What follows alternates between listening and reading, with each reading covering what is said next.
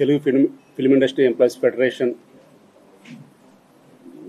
24 కార్మిక సంఘాల తరపున మేము వేతనాల పెంపు విషయంలో గత 19 రోజుల నుంచి నిరసన తెలియజేస్తున్న విషయం మీ అందరికీ కూడా తెలుసు. ఆ విషయంలో చాలా చొరవ తీసుకొని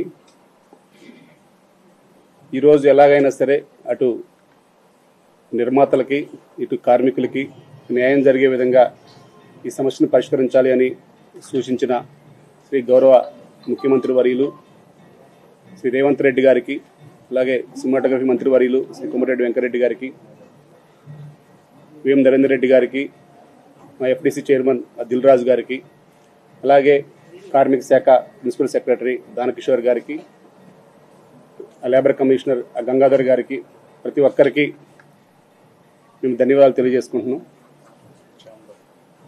అలాగే ఈ విషయంలో మాకు ఫెడరేషన్కి ఛాంబర్కి మధ్యలో ప్రతి 3 ఇయర్స్కి ఈ వేజెస్ విషయంలో మాకు చాలా అసందిగ్ధత ఏర్పడుతూ ఉంటుంది. కానీ ఈసారి లేబర్ కమిషనర్ గారి ఆధ్వర్యంలో, ఎందుకంటే వారు కూడా ఇప్పుడున్న సినిమా పరిస్థితిని, ఇప్పుడు సినిమా ఎలా ఉంది అనేది వారు కూడా వివరించారు.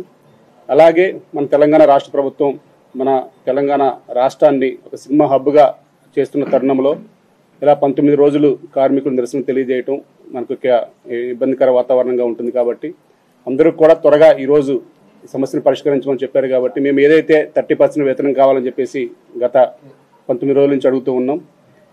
ఇక సమస్యలు ఇరుపక్కల ఉన్నాయి కాబట్టి వారు అన్ని విషయాలు కూడా ప్రభుత్వం వారు అన్ని విషయాలు కూలంకుషంగా చర్చించి ఒక మొదటి సంవత్సరం 15%, రెండవ సంవత్సరం 2.5%, మూడవ సంవత్సరం 5% కింద వారు డిసైడ్ చేయడం జరిగింది. మొత్తం కూడా 22.5%, 30%కి మేము 22.5% వారు ఇస్తామని ఒప్పుకోవడం జరిగింది. అలాగే కండిషన్ల విషయంలో కూడా ఆ మొదటి కండిషన్ ఎలాగో ఇప్పటి నుంచో ఉంది కాబట్టి దాని ప్రకారమే ఫాలో అవుతామని చెప్పాము. మన దగ్గర స్కిల్ లేకపోతే కనుక బయట నుంచి తెచ్చుకోవచ్చు అన్నారు. దానికి కూడా అంగీకరించడం జరిగింది. ఇక రెండోది ఫైటర్స్ డాన్సర్స్ రేషియో ఎప్పటి నుంచో ఉంది కాబట్టి అది కూడా ఈసారి అది ఇండియా లెవెల్లో పరిష్కారం కావాలి కాబట్టి హైపెక్ మీటింగ్కి లేబర్ కమిషనర్ గారిని, అటు ఛాంబర్ పెద్దల్ని, అట్లాగే దిల్ రాజు గారిని వారిని కూడా వారి సహకారం కావాలని చెప్పాము. వారు కూడా ఇస్తా అని చెప్పారు. అక్కడ కనుక పరిష్కారం అయితే దాని ప్రకారం కూడా ముందుకెళ్ళడానికి సిద్ధమే అని చెప్పాము. ఇక మూడో విషయంగా ఆదివారాలు వారు అడిగారు. ఆదివారాల విషయంలో ఇప్పటిదాకా డబుల్ కాల్ షీట్లు ఉండేవి, దాన్ని 1.5 కాల్ షీట్ కింద పరిగణించడం జరిగింది. అలాగే నాలుగవది 9 గంటల నుంచి 9 గంటలకి ఉంది కాబట్టి కాల్ షీట్ వాళ్ళు అడిగారు. ఫస్ట్ నుంచి కూడా ఆ కాల్ షీట్ మీదే ఉన్నారు. మేము మొత్తం కూడా వారికి కూడా వివరించడం జరిగింది. 99 కాల్ షీట్ ఏదైతే ఉందో దాంట్లో మొత్తం కూడా లాస్ కాకుండా ఇప్పుడు మాకు ఏదైతే 1.5 కాల్ షీట్ వచ్చేదో 99 అంటే 6 to 9 చేస్తే దాన్ని అంతా క్యాలిక్యులేషన్ చేసి ఆ సమయాన్ని ఆ వేతనాలను అంతా క్యాలిక్యులేషన్ చేసి ఇప్పుడు ఎలాగైతే వస్తుందో దానికన్నా కొంచెం బెనిఫిట్ వచ్చే విధంగానే ఒక పర్సెంటేజ్ విధానం తీసుకురావడం జరిగింది 99 కాల్ షీట్ జరిగితే. అలాగే యాజిటీజ్గా 6 to 6 కాల్ షీట్ జరిగితే 15% వేతనం పెంచడం జరిగింది. అలాగే ఒక 4 యూనియన్లని వాళ్ళు సపరేట్గా కమిటీకి ఫార్వర్డ్ చేశారు. వాళ్ళ కష్టం ఏంటి, వారి నష్టం ఏంటి కూడా తెలుసుకొని ఆ ప్రొడక్షన్ అసిస్టెంట్స్ యూనియన్, మహిళా workers, studio workers, light men union, ఆ 4 యూనియన్లకి ఏంటనేది కమిటీకి ఫార్వర్డ్ చేశారు. వారికి కొంచెం మేము ఎక్కువ కావాలని అడిగాము. అవి కమిటీ ఇటు ఉమ్మడిగా ఛాంబర్ ద్వారా కానీ అట్లాగే ఫెడరేషన్ ద్వారా కానీ ఒక మన ఆఫీసర్ మన దానకిషోర్ గారి ఆధ్వర్యంలో ఒక గవర్నమెంట్ ఒక ప్రభుత్వ కమిటీ వేసి ఇంకా ఎవరెవరికి పెరగాలి, ఎవరెవరికి దాంట్లో ఏమైనా చిన్న చిన్న సడలింపులు ఏమైనా ఉన్నా, అటువంటిది ఏమైనా ఉన్నా ఒక కండిషన్లో కానీ అటువంటి మార్పుల్లో కానీ ఏదైనా ఉన్నా కానీ పరిష్కారం చేస్తానని చెప్పారు. అంతిమంగా ఇంకా అలాగే ఫైటర్స్ డాన్సర్స్ కూడా వారికి కూడా 7.55 పెట్టడం జరిగింది. మేము దాన్ని కూడా అడిగాము, కొంచెం ఇంక్రీజ్ అడిగాము. ఫైటర్స్కి డాన్సర్స్ ఇంకో 2.5 కూడా కావాలి అని. అది కండిషన్లు అన్నీ కూడా ఒప్పుకుంటే అప్పుడు చూద్దామన్నారు. సరే ఏదైనా కమిటీ ఫార్వర్డ్ చేశారు అవన్నీ కూడా. మేము దానికి ఇప్పుడు ఏదన్నా ప్రభుత్వం సానుకూలంగా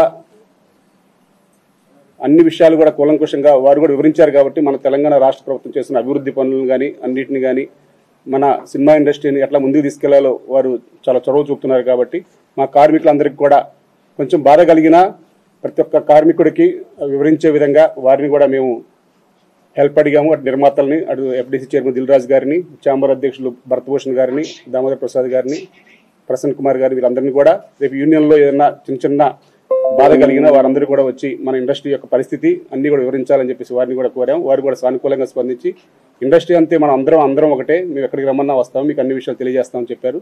కాబట్టి ఏదేమైనా మన తెలంగాణ రాష్ట్ర అభివృద్ధిలో భాగంగా సినీ పరిశ్రమకి మా వంతుగా మేము ఫెడరేషన్ మేమందరం కూడా అండగా ఉందామని మేము భావించాం. కాబట్టి ఈరోజు ఛాంబర్ అధ్యక్షులు భరతభూషణ్ గారు కానీ మన దిల్ రాజు గారు చాలా చొరవ తీసుకొని మన గంగాధర్ గారు పొద్దున్న నుంచి కూడా అనువు కూడా ప్రతి ఒక్క పాయింట్ని కూడా తీసుకొని మా అందరికి యొక్క ఇప్పటికప్పుడు మనం సమన్వయం చేస్తూ ఇరుపక్షాలని చాలా ఒక టేబుల్కి తీసుకురాగలిగారు. ఆ టేబుల్ రీచ్ కావడానికి మాకు కొంచెం బాధగా ఉంటుంది, ఎందుకంటే మేము ఫస్ట్ నుంచి కూడా కొట్లాడేది వేరు.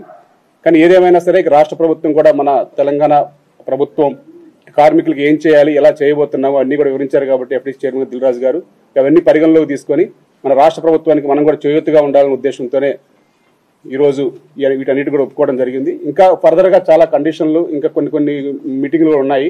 ఆ తర్వాత మీటింగ్లు అయినప్పుడు కొన్ని ఎవరైతే ఉన్నారో వారికి కూడా ఒక సయోధ్యగా చేసుకునే విధంగా మేము ముందుకెళ్తామని. కాబట్టి రేపటి నుంచి పూర్తిగా మేము విధులకి హాజరు కావడానికి అంగీకారం తెలపడమైనది. ఇంకేం ఫర్దర్గా అయినా చిన్న సమస్యలు ఉన్నా కమిటీ దృష్టికి తీసుకెళ్లి ఆ సమస్యను పరిష్కరించుకుంటామని మీకు మీడియా పరంగా అందరికీ తెలియజేస్తున్నాం. Thank you.